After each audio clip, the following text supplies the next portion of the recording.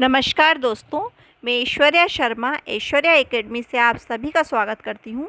दोस्तों, आज मैं आपके समक्ष एक बहुत बड़ी न्यूज़ लेकर आई हूँ। शायद आप सभी के लिए एक बहुत बड़ी खुशखबरी भी हो। क्या रह सकती है एमपीटेड वर्ग 3 कट ऑफ और संशोधित आंसर की जारी हो चुकी है और विवादित प्रश्नों के उत्तर भी उसमें आ चुके हैं। उस आंसर संशोधित की से बहुत से प्रश्न ऐसे हैं जो आपको नंबर बढ़ा सकते हैं, आपका स्कोर बढ़ा सकते हैं और आपको आपकी पोस्ट की ओर अग्रसर कर सकते हैं।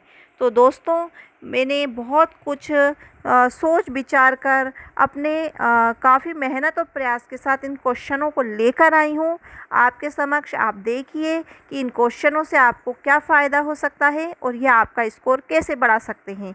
तो आइए देखते हैं हम अपना वीडियो एमपीटेड वर्ग 3 कट ऑफ। दोस्तों, सबसे पहले हम पोस्टों के बारे में जान लेते हैं।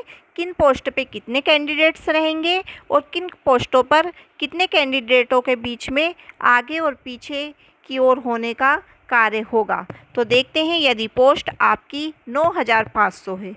कितनी पोस्ट है? 9500। कम से कम हम यह अनुमान लगाते हैं कि जैसे कि गवर्नमेंट अभी अपने बातों पर क्लियर नहीं बोल पा रहा है कि वो 5000 दे रहा है, 13000 दे रहा है, 6000 दे रहा है, या वो उसने पोस्टें कितनी बढ़ाई है।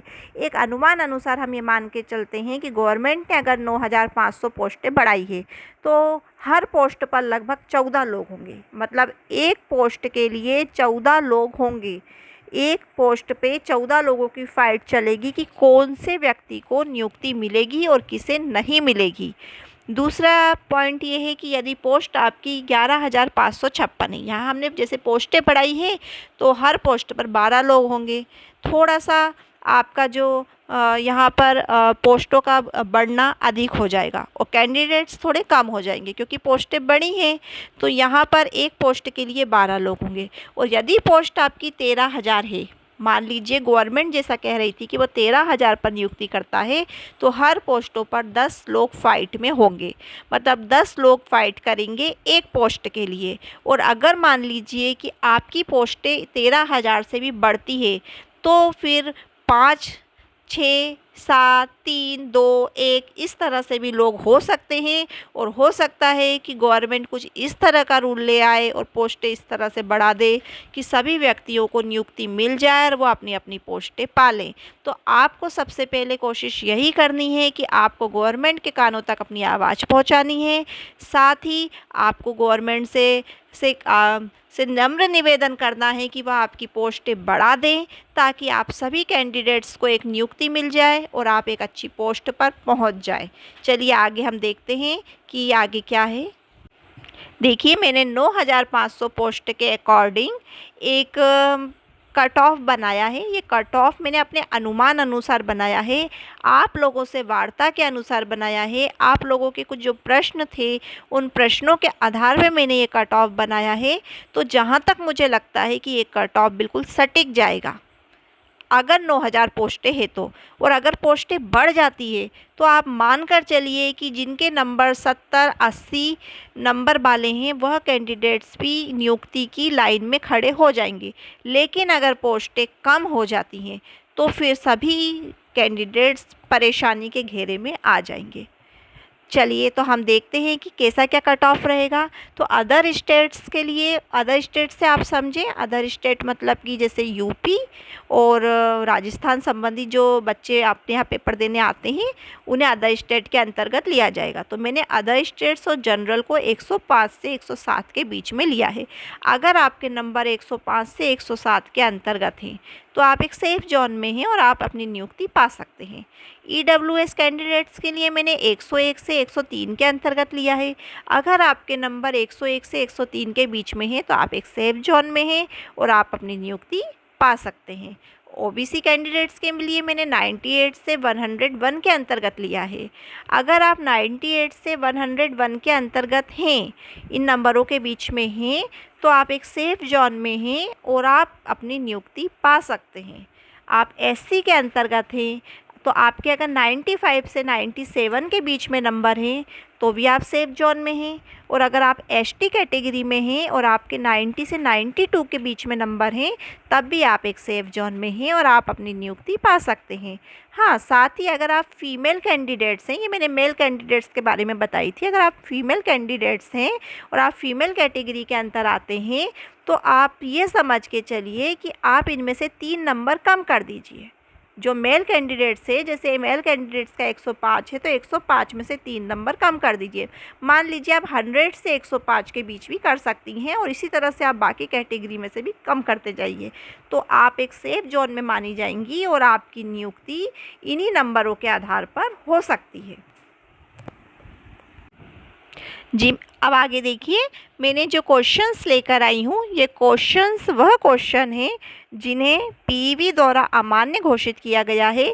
क्वेश्चन को अमान्य तब घोषित किया जाता है या उसे गलत जब ठहराया जाता है जब उस क्वेश्चन पर आपत्तियां उठाई जाती है और मामला कोर्ट में पहुंच जाता है, तब कोर्ट से भी उस क्वेश्चन को गलत कहा जाता है या एक क्वेश्चन के 2 आंसर कहे जाते हैं, तब उस क्वेश्चन के नंबर सभी कैंडिडेट्स को समान मिलते हैं। पर कब मिलते हैं कैंडिडेट्स को उनके नंबर समान? अगर वह क्वेश्चंस उनकी शिफ्ट में आया है तो आप देखिए, आपकी किरकिरी होने का अर्थ है, अगर ये क्वेश्चन आपकी शिफ्ट में आया है तो आप सभी कैंडिडेट्स को इसका 1 नंबर मिलेगा, क्योंकि यहाँ पर 2 क्वेश्चनों में भ्रमण स्थिति थी। भ्रमक था बच्चा कि वह कष्टदायक होने पे लगा या अप्रिय होने पे लगाए, तब कैंडिडेट ने अप्रिय लगाना इसको सही माना गया है, लेकिन कुछ बच्चों को यह कष्टदायक भी लगा था और यह केस कोर्ट में गया था। फिर बाद में इसको सभी बच्चों को इसका 1-1 नंबर दिया गया था। तो इस तरह से कुछ क्वेश्चंस मैं आपके समक्ष लेके आई हूँ और उन क्वेश्चनों को मैं पढ़ूंगी, आप उन्हें समझिएगा। क्या वह क्वेश्चन आपकी शिफ्ट में आया था? अगर वह क्वेश्चन आपकी शिफ्ट में था तो आपको उसके नंबर मिलेंगे और इस तरह से आपका नंबर बढ़ जाएगा और आप एक अच्छे जगह, एक अच्छे अनुमान अनुसार एक अच्छी नियुक्ति पा लेंगे, क्योंकि नॉर्मलाइजेशन में इन्हीं नंबरों के आधार पर आपके अंक बढ़ते हैं। अगला क्वेश्चन था सामान्य व विशिष्ट तत्वों के ये एक पेडोलॉजी का क्वेश्चन था। तो सामान्य व विशिष्ट तत्वों के सिद्धांत के प्रतिपादक स्पीयरमैन, तो बुद्धि का दृढ़ शक्ति का सिद्धांत स्पीयरमैन। तो इस तरह से क्वेश्चन था पॉइंट बाय पॉइंट। तो यह क्वेश्चन भी विवाद के घेरे में आया था और इसके भी सभी को 1 नंबर मिलेंगे। आइए अगला क्वेश्चन देखते हैं। अगला क्वेश्चन था ब्रिटिश मनोवैज्ञानिक चार्ल्स स्पीयरमैन ने सुझाव दिया कि बुद्धि को आयामों या कारकों के संदर्भ में समझा जा सकता है। तो यह क्वेश्चन भी विवादित था, तो इस क्वेश्चन का भी 1 नंबर बच्चों को मिलेगा।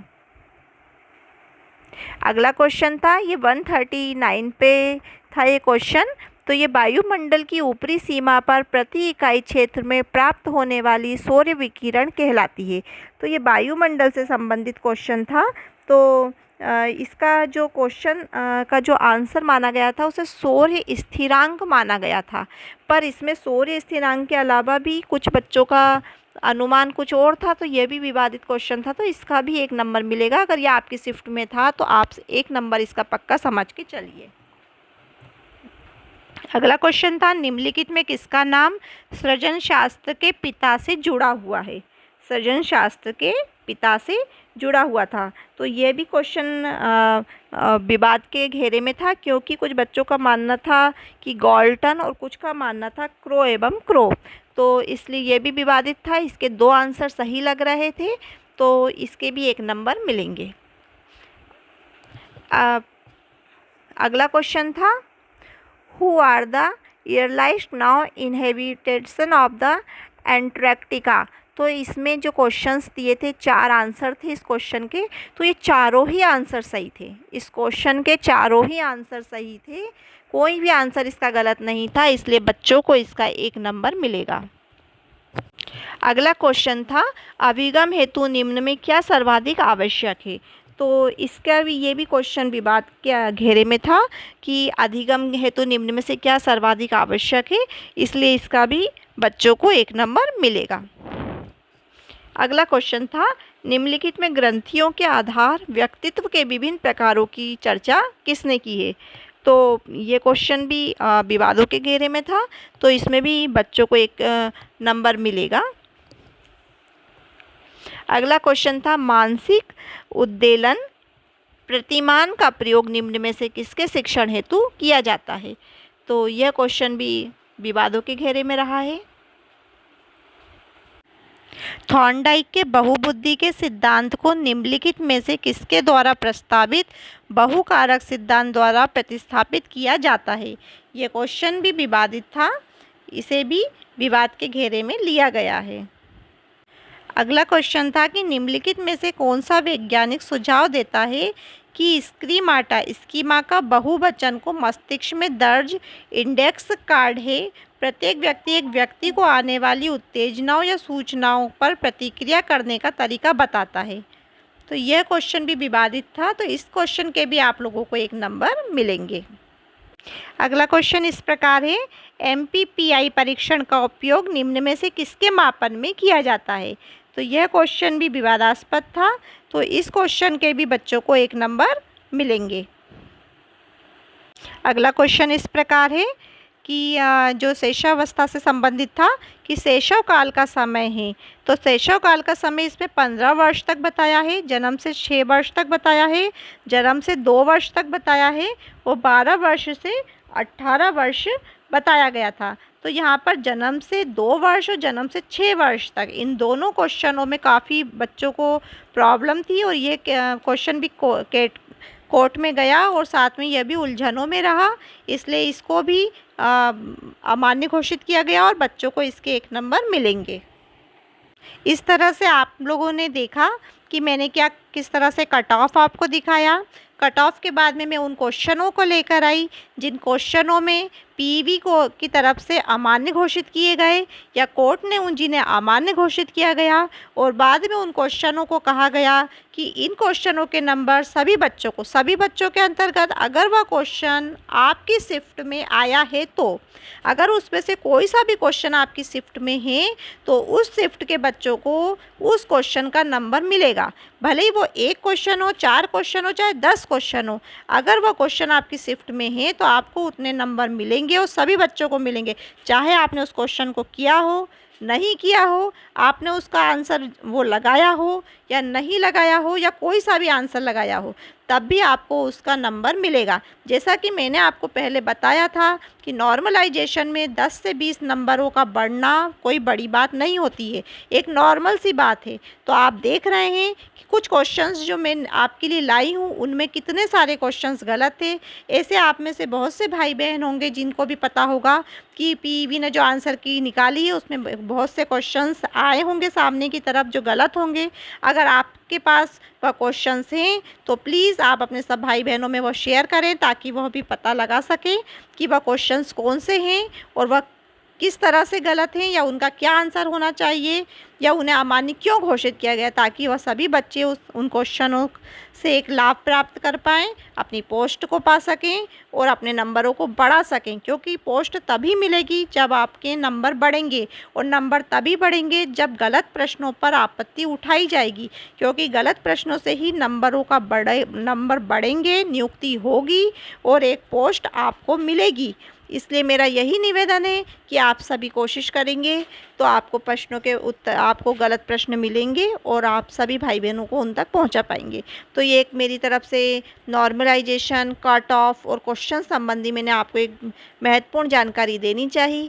अगर आपको मेरी जानकारी अच्छी लगी हो तो मेरे वीडियो को लाइक अवश्य करें, सब्सक्राइब करें। साथ ही एक छोटी सी निवेदन और करना चाहूँगी, गर्मी का समय चल रहा है, बहुत से पशु पक्षी बिना पानी और भोजन के मर जाते हैं। आप अपने घर में, गली मोहल्ले में, घर के आसपास, घर की छत पे एक पानी का बर्तन भर के अवश्य रखें। छोटा सा बर्तन हो, छोटे से बर्तन में वो पक्षी पानी पी लेते हैं। गायों के लिए या बाहर एक छोटी सी टंकी या कोई बर्तन भर के रख दें, उनकी प्यास बुझ जाएगी और वह जानवर आपको दुआ देगा। हो सकता है कि उनकी दुआओं का यह परिणाम निकले कि आप अपनी नियुक्ति पा सकें। प्लीज़ मेरी आप लोगों से रिक्वेस्ट है, इसे ज़रूर मानिएगा। धन्यवाद।